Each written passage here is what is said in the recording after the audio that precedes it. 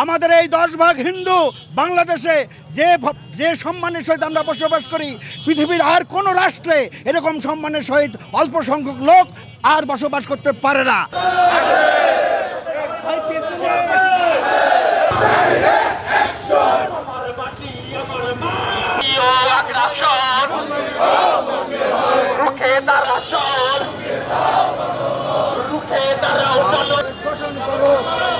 বাংলাদেশে রক্ষা করো, রুখে দাঁড়াও জনগণ।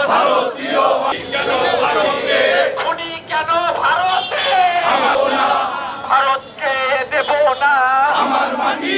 শহীদ ওয়াসিম মুক্ত, বাংলাদেশ রক্ষা করো।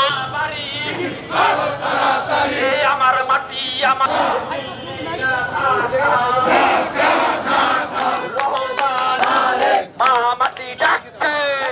আমরা বাংলাদেশের লোক, বাংলাদেশের হিন্দু বৌদ্ধ খ্রিস্টান এবং মুসলমান ভাইরা আমরা আগে থেকেই ঐক্যবদ্ধ।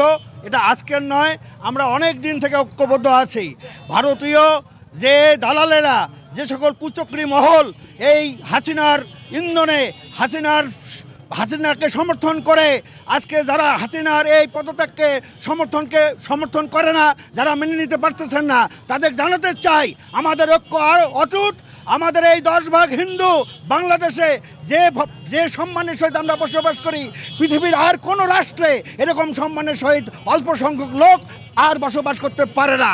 তাই আমি জানাতে চাই, আর এর পরে যত ষড়যন্ত্র আসবে, আমরা হিন্দু বৌদ্ধ খ্রিস্টান মুসলমান ভাইরা সকলে মিলে আমরা এর প্রতিবাদ করব এবং আমরা জীবন গেলেও প্রতিবাদ করতে রাজি আছি। আমি উত্তম কুমার সাহা, রংপুর জেলা হিন্দু বৌদ্ধ খ্রিস্টান কল্যাণ ফ্রন্টের সভাপতি। আমরা বাংলাদেশে সাম্প্রদায়িকভাবে হিন্দু মুসলিম বৌদ্ধ খ্রিস্টান সবাই একত্রিত, অভিন্ন না। আমরা সুষ্ঠুভাবে এই বাংলাদেশে বসবাস করছি। সকল সম্প্রদায়ের লোকজনের কোনো সমস্যা এই বাংলাদেশে নেই, কিন্তু এই হাসিনা সরকার, বিগত দিনের হাসিনা সরকার ভারতে পালিয়ে গিয়ে ভারত সরকারকে উস্কে দিয়ে এই বাংলাদেশের যে এম্বাসি আগরতলায়, সেই আগরতলায় এম্বাসিতে হামলা করায় আমরা এই বাংলাদেশ হিন্দু বৌদ্ধ খ্রিস্টান কল্যাণ ফ্রন্ট তারই প্রতিবাদে আজকের এই বিক্ষোভ মিছিল করেছি। এরপরে যে কোনো ধরনের ষড়যন্ত্র হলে আমরা এই বাংলাদেশের সাম্প্রদায়িক যে সংগঠন আমরা আছি, পেশাজীবী সংগঠন আছি, বাংলাদেশ হিন্দু বৌদ্ধ খ্রিস্টান কল্যাণ ফ্রন্ট, যা শক্তি আছে এর প্রতিহত করব। এইটি একটি আওয়ামী লীগের যারা প্রেতাত্মা আছে, এদের চক্রান্ত চলছে এখন বাংলাদেশে। তারই ধারাবাহিকতায় ভারতের কিছু আপনার মিডিয়া, প্রেস মিডিয়া এগুলোকে বিভিন্নভাবে ছড়াচ্ছে, যাতে করে আমাদের এই সাম্প্রদায়িক যে সম্পর্কটা আছে এটাকে নষ্ট করার জন্য।